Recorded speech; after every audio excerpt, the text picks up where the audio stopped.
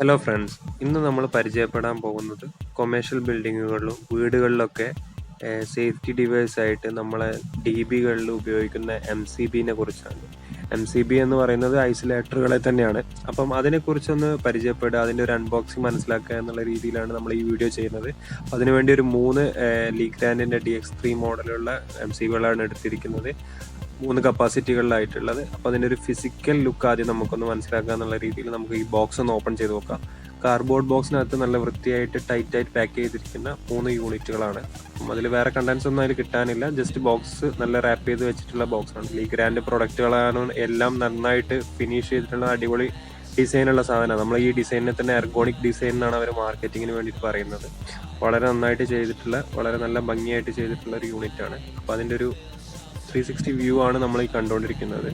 ഇതിൽ ഉള്ള പ്രത്യേകതകളാണ് ഇനി നമുക്കൊന്ന് ശ്രദ്ധിക്കാനുള്ളത്. ഒന്നായിട്ട് ഇപ്പം പറയുകയാണെങ്കിൽ ഇതിൻ്റെ ഫ്രണ്ടിൽ നമുക്ക് കാണാം ഇതിൻ്റെ 3 ഹൈലൈറ്റ് ആയിട്ട് കാണിക്കുന്ന, അതിൻ്റെ താഴെയായിട്ട് കപ്പാസിറ്റി കാണിക്കുന്നത്. അപ്പോൾ നമ്മൾ എടുത്ത ഈ യൂണിറ്റ് 16 ആംപിയർ വരെ കപ്പാസിറ്റി താങ്ങുന്ന സർക്യൂട്ടുകളിൽ ഉപയോഗിക്കുന്ന MCBകളാണ്. അതിൽ കൂടുതൽ കറണ്ട് പാസ് ചെയ്യുമ്പോൾ ട്രിപ്പ് ചെയ്യുക എന്നുള്ളതാണ് ഇതിൻ്റെ പർപ്പസ്. അങ്ങനെ 6 ആംപിയർ ലൈറ്റ് ലോഡുകൾക്ക് ഉപയോഗിക്കുന്ന, പിന്നെ ഹെവി ആയിട്ടുള്ള വലിയ സർക്യൂട്ടുകൾക്കൊക്കെ ഉപയോഗിക്കാൻ പറ്റുന്ന 20 ആംപിയർ. ഇതിനൊപ്പം തന്നെ ഇതിൽ ബാക്കി മനസ്സിലാക്കാനുള്ളത്, ഇതിൻ്റെ മെയിനായിട്ട് ഈ ബ്ലാക്ക് കളറിൽ കാണുന്നതിൻ്റെ ഡോളീസാണ്. ഈ ഡോളിക്ക് ഒരു പ്രത്യേകത എന്ന് പറഞ്ഞിരിക്കുന്നത്, അവർ മുകളിൽ താഴെയായിട്ട് ഓൺ ഓഫ് പൊസിഷനുകൾക്ക് റെഡും ഗ്രീനും ഇൻഡിക്കേഷൻ കൊടുത്തിട്ടുണ്ട്. അതിൻ്റെ തൊട്ട മുകളിലായിട്ട് ഒരു ഗ്ലാസ് ഫിനിഷിലുള്ളൊരു സാധനം കാണാം. നമുക്കിത് എവിടേക്കാണുള്ളതെന്ന് മാർക്ക് ചെയ്ത് വെക്കാൻ, MCB നമ്പേഴ്സൊക്കെ കൊടുത്ത് മാർക്ക് ചെയ്ത് വെക്കുമ്പോൾ പെട്ടെന്ന് ആ സർക്യൂട്ട് ഐഡൻറ്റിഫൈ ചെയ്യാൻ എളുപ്പമാണ്. അതിന് വേണ്ടിയിട്ടുള്ള ഒരു ഇൻ്റഗ്രേറ്റഡ് ലേബൽ സ്ലോട്ടാണ് ആ കൊടുത്തിരിക്കുന്നത്. പിന്നെ ഇതിൻ്റെ ഒരു മൊത്തത്തിലുള്ളൊരു ഭാരം പറയുകയാണെങ്കിൽ ഒരു യൂണിറ്റ് ഏകദേശം 250 ഗ്രാം ഭാരമാണ് വരിക.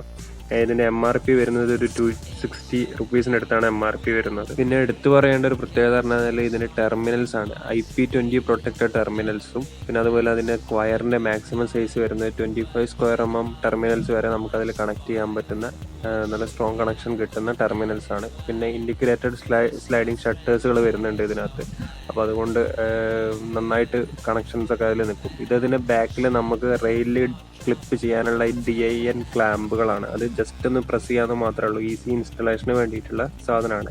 ഇത് ബിൽഡ് ചെയ്തിരിക്കുന്നത് പ്ലാസ്റ്റിക് കൊണ്ടാണ്.